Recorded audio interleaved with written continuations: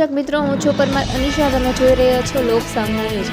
તો જોઈએ આજના સમાચાર. કેશોદથી અમારા રિપોર્ટર ગોવિંદ હડિયા સાથે 35 દિવસના લાંબા ઉનાળુ વેકેશન બાદ આજે કેશોદ શહેર અને તાલુકાની સરકારી તેમજ ખાનગી શાળાઓમાં નવા શૈક્ષણિક સત્રનો પ્રારંભ થયો છે.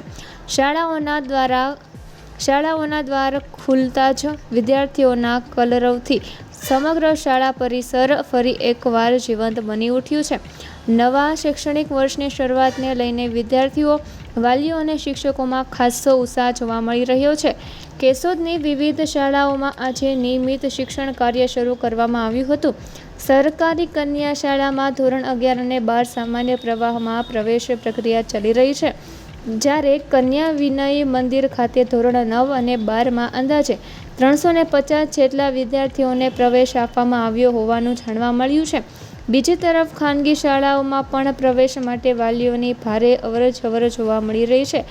નવા શૈક્ષણિક વર્ષની તૈયારીઓના ભાગરૂપે શાળાઓ દ્વારા વિદ્યાર્થીઓના સ્વાગત માટે વિશેષ આયોજન કરવામાં આવ્યું હતું. શાળાઓ શરૂ થતાં જ શહેરના બુક સ્ટોલ પર પાઠ્યપુસ્તકો, નોટબુકો અને અન્ય શૈક્ષણિક સામગ્રીની ખરીદી માટે ભારે ભીડ ઉમટી પડી હતી. ઉપરાંત યુનિફોર્મ સેન્ટરો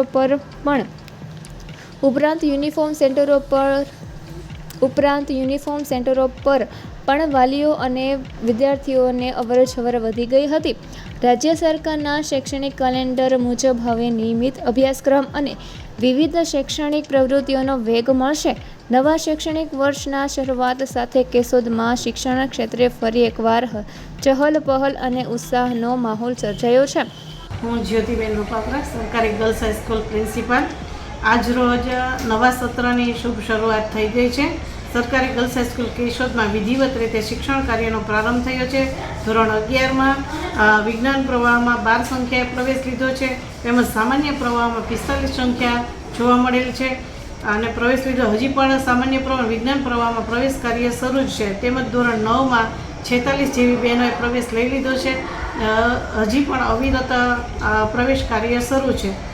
આ પ્રથમ દિવસથી જ શૈક્ષણિક કાર્યનો પ્રારંભ થઈ ગયો છે અને પ્રથમ દિવસથી જ વિદ્યાર્થીની બહેનોનો ઉત્સાહ ખૂબ જ જોવા મળે છે. તમામ વિદ્યાર્થીની હાજરી પણ ખૂબ સારી નોંધાયેલી છે. ગયા વર્ષથી વિજ્ઞાન પ્રવાહની શરૂઆત થઈ અને હાલમાં ધોરણ 12 વિજ્ઞાન પ્રવાહમાં પણ બહેનો માટે શિક્ષણ કાર્યનો પ્રારંભ થયેલો છે. આજરોજ ત્રણેય પ્રવાહમાં બહોળી સંખ્યામાં વિદ્યાર્થી ઉપસ્થિત રહ્યા છે અને શિક્ષણ કાર્ય સારી રીતે ચાલી રહ્યું છે. તેમજ આ ઉત્સાહ જળવાઈ રહે એવી શુભેચ્છા.